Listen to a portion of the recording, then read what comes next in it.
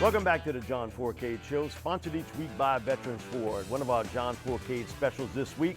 Hey, we are Ford in New Orleans, all remaining 2016 models, 0% interest for 72 months. Hey, you can visit it at vetsford.com for more details, but all remaining 2016 models, 0% for 72 months right here at Vets Ford.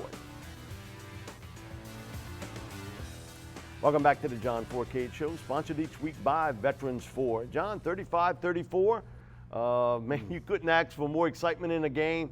Again, pretty much what we talked about. It was the over game. Both teams would score points. It came down to basically the two-point play. Jack Del Rio deciding to go for it. But I didn't think that was a real tough decision. Once Delvin Breaux was out the lineup, they aimed toward Ken Crowley over and over and over again and tested him. Michael Crabtree going up against a rookie undrafted free agent makes the big play. Again, it shows the weakness on this football team, inability to get turnovers, inability to get a pass rush in the fourth quarter. Well, let's see. You could stop. You actually can't stop right there. Inability to cover, inability to get turnovers, inability to rush. That's the problem you got on defense. Doesn't this sound like a broken record we've heard for 3 or 4 years now? Last couple of years. You can fire all the defensive coordinators you want and bring all the new ones you want in there. If you don't get the right players, you just can't win football games, and that's the issue we have here. The way this league is being developed, Mike, you better find your two cornerbacks. I can understand you might not get any pass rush on and make sacks and maybe get some rush and pressure. But if you can't cover in this league, and even when you lose a guy, you better have a backup. You can't go, oh, okay, roll the decks. Oh, let's take this undrafted free agent guy, bring him in, plug him in. It doesn't work that way. Teams in the NFL now, they all have receivers go up and get the football, and that's how they end up losing this football game, because the Saints had enough points to win this game with 34 and end up losing with 35. This is where, and I know it got, and we'll talk a little bit more about it, really got highlighted this week because of the cutting of C.J. Spiller.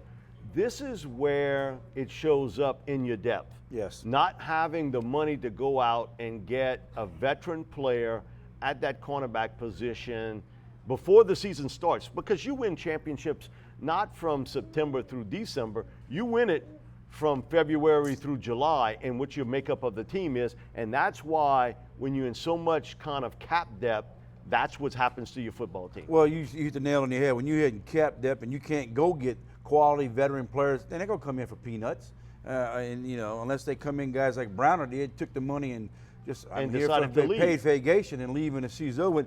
You got to go out and get players. What do they got to go down? They have to go get younger guys, inexperienced guys who are just basically been in the league 1 or 2 years, haven't really played, who aren't going to cost them a lot of money, Mike. And then you bring them on board, and you hope that they can come in and withstand the pressure and play. But this is the NFL. You know, it's not for long league, and you got to get in there and do something and show me. I guarantee the next few weeks they're going to be rolling in guys every Tuesday as defensive back guys coming in here trying to find the right combination of players. Now, do they have guys on the team that probably can play down the road? Maybe, but they need off-season and training camp for that. You just can't put them in week one and say, go play. We got a guy hurt who's out 8 weeks, and you got to go step in and play. It doesn't work. You need veterans. They picked up Sterling Moore. He was inactive. Right. Now they picked up B.W. Webb. More than likely, he'll be inactive for the Giants game. And this goes back to the C.J. Spiller deal. And I know Sean kind of soft-soaped it a little bit on, you know, because of all the running backs. But, man, with the money you paid C.J. Spiller, and he was supposed to be the guy that was going to come in and take over the role that Reggie Bush, Darren Sproles had. There is a lot more to this story than just, well, we couldn't find a way for him to play there. A lot of rumors about maybe he didn't pick up things, about his work ethic, everything else involved. And if he was that good of a player, why hasn't anybody signed him yet? That's the key thing right now. When a guy is supposed to be as good and people complain, why'd you cut this guy? I can't believe you did this and that. You brought him on board. You gave him all this money.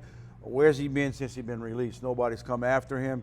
I don't know what's going on. I thought he was a good football player. I thought he was a good fit here.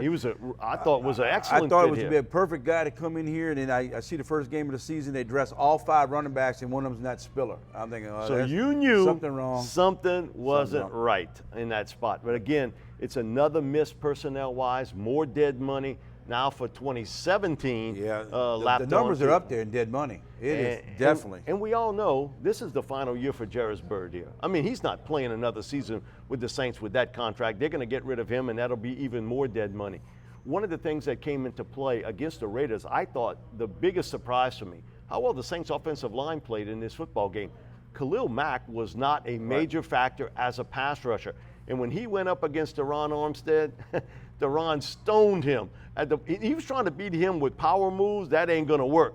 And Teron really did a great job. But I thought overall for 3.5 quarters, the Saints offensive line played really well. I thought toward the end you started to see a lot more pressure on Drew. But I got to give him credit. The pickup of Jari Evans, I think, certainly has helped solidify that offensive line. Well, it's solidified from a standpoint of the pass protection part of it. We still discussed this before the show that they only ran for 88 yards. When I watched the game, they had spurts where they looked like they were going to run. They were going to get some stuff with the running game. I said, oh, this is perfect. They might get that 125 to 130 yards rushing.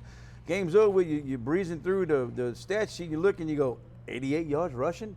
And if you really look at it, it was Drew had a couple of runs. You got to take them out. That's quarterback sacks. I mean, quarterback scramble, whatever. And that didn't really go against the running game. And neither did I think Cooks had one run. Other than that, it's all Ingram, and that's it. And 88 yards, and that's not enough. But they did protect Drew. We were worried more about the protection.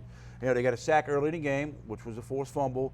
Irving got in on Zach Strief. But overall, I thought the O-line played well. And if it was because Evans coming back or whatever it may be, I just say that's excellent. But you know what? There's a lot of other areas need to be improved on. So let's see if they can improve on it, because it's only the first game of the season. There's a lot of football to be played. We know they're going to score points, Mike, but God almighty, Mike, they have got to find a way to stop people. You almost have to take the air out of the football. You don't want your defense back on the field. What was surprising before the game even started, Tom Flores, I told you this, did pregame with us, and his comment is, the Saints should run on this team. Everybody else has on the Raiders, and yet you couldn't take advantage of that situation. One thing you did you saw the threesome at wide receiver with Willie Snead, Brandon Cooks, and Michael Thomas.